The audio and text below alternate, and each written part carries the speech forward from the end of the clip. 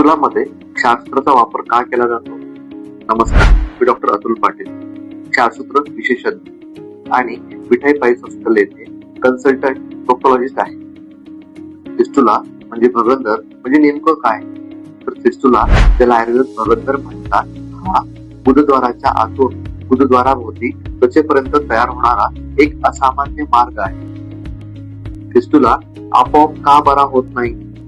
या सुरुंगाच्या किंवा नळीच्या आतून बॅक्टेरिया एक कडक न निघणारी पटल तयार करतात. ही पटल कोणत्या अँटीबायोटिकने नष्ट होत नाही, म्हणून फिस्टुला कायम राहतो. क्षारसूत्र उपचार म्हणजे काय?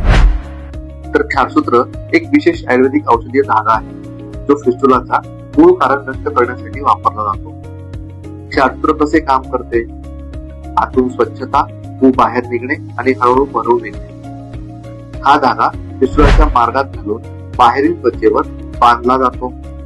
तो आतली खराब पटल हळूहळू काढून टाकतो, पू बाहेर काढतो आणि मार्ग हळूहळू कापत मागून भरून येणारी प्रक्रिया सुरू होते. क्षारसूत्र कोणासाठी उपयुक्त आहे?